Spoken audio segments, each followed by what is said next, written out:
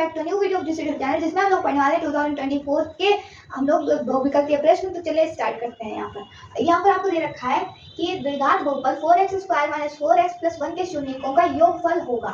तो योगफल शून्यकों के योगफल के लिए क्या समीकरण होती है? अल्फा प्लस बीटा बराबर होता है माइनस का b/a के। ठीक है, और ये a और b कैसे आते हैं? जो हमारी द्विघात समीकरण होती है वो कुछ इस तरह की होती है, ax² + bx + c बराबर 0। ठीक है, तो यहाँ पर जो x² का गुणक होता है उसे a कहते हैं, x का गुणक होता है उसे b कहते हैं, c एक कांस्टेंट यानी कि चर पद होता है, अचर पद होता है। ठीक है, तो इस तरह से यहाँ पर हम लोग a b और c के मान निकालते हैं। तो यहाँ से ये वाली जो समीकरण है, यहाँ पे x² का गुणक जो है यानी कि 4, उसको a रखेंगे, और यहाँ पर x का गुणक है -4, तो इसको हम लोग b रखेंगे। ठीक है, तो माइनस का b का मान कितना है? -4 बटे में a का मान कितना है? 4 है।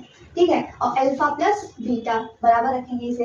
अब 4 से ये 4 कैंसिल हो जाएगा, माइनस माइनस प्लस हो जाएगा, तो यहाँ पर 1 आ जाएगा, अल्फा प्लस बीटा बराबर, और ये शून्यकों का योगफल बराबर 1 आ गया। इसे ये भी कह सकते हैं। तो यहाँ पर a भी दे रखा है 1, इसलिए a वाले को हम लोग कलर कर देंगे। उसके बाद में है समीकरण रैखिक समीकरण के युग्म x - y बराबर 8 और 3x - 3y बराबर 16 के हलों की संख्या होगी। तो देखो, इसके लिए हमारे पास एक कंडीशन दी जाती है, a1/a2 बराबर b1/b2 बराबर c1/c2। ऐसे लिखते हैं सबसे पहले, a1/a2 + b1/b2 बराबर c1/c2। जब ये वाली लाइन ये वाला बराबर कट जाता है, मतलब कि इसका सिर्फ एक ही हल है। लेकिन अगर ये वाला कटता है, इसका मतलब होता है कि इसके एक भी हल नहीं है। ठीक है, और अगर ये दोनों में से कोई नहीं कटता है, मतलब कि तीनों बराबर रहते हैं, उसका मतलब होता है कि आपके यहाँ पर बहुत सारे हल मिल जाएंगे। इसके लिए यहाँ पर से हम लोग जब a b c के मान रखेंगे, जैसे हम लोग के लिए यहाँ पर a b c के मान थे, वैसे यहाँ पर भी x का गुणक होगा वो a होगा, y का गुणक होगा वो b होगा, और इधर वाला कांस्टेंट होगा। ठीक है, तो a1 का मान 1 बटे में a2 का मान 3 है बराबर b1 का मान -1 बटे में b2 का मान -3 है। ठीक है, बराबर c1 का मान 8 है, और बटे में यहाँ पर 16 दे रखा है।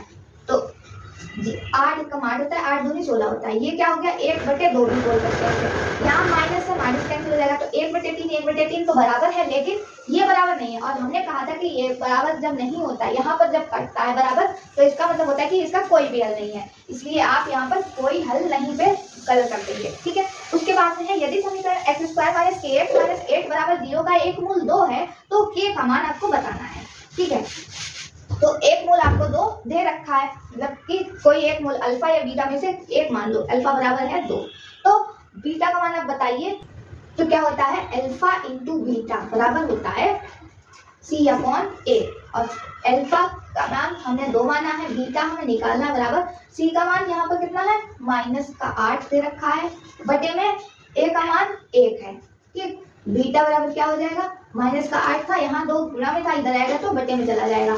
ठीक है, 1 के सम, और 2 1 कम 2 2 4 8, बीटा बराबर -4 मिल गया हमें। इसका मतलब क्या है?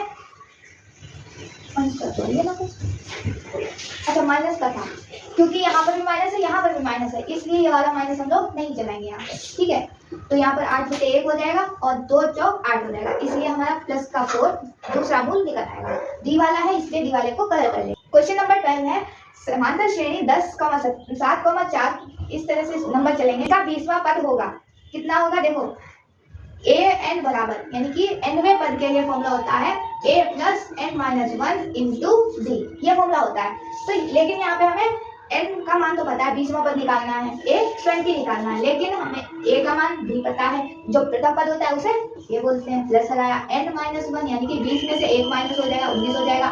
d का मान नहीं पता है तो हम लोग निकालेंगे, दूसरे पद में से पहले पद को माइनस कर लेंगे, तो हमें 7 अंतर पता चलेगा। 7 - 10 कितना आ गया? -3 आ जाएगा डी बराबर। तो डी बराबर -3 रख लेंगे। अब देखो, 10 + 20 में से गया 19 गुणा -3 कितना हो जाएगा? 19 3 होता है 57, और वो भी माइनस का है, क्योंकि माइनस का 3 प्लस का 19 है, इसलिए माइनस का 57 हो जाएगा। प्लस माइनस माइनस होता है बराबर, और यहाँ पे 10 चल रहा है। ठीक, इसके बाद में 57 में से 10 जाएंगे तो कितना बचेगा? 47 बचेगा, वो भी माइनस का बचेगा, क्योंकि बड़ा नंबर जो है, बड़ी संख्या, वो माइनस की है, इसलिए माइनस कराएंगे, और प्लस माइनस माइनस करेंगे भी। ठीक है, तो इस तरह से हमारा a वाला आंसर सही हो जाएगा, इसे हम लोग कर लेते हैं। उम्मीद करते हैं क्वेश्चन समझ में आ गए होंगे। अगर वीडियो समझ में आए तो लाइक कीजिएगा, चैनल को सब्सक्राइब कीजिएगा। फिर मिलते हैं एक और नए वीडियो के साथ, तब तक के लिए धन्यवाद।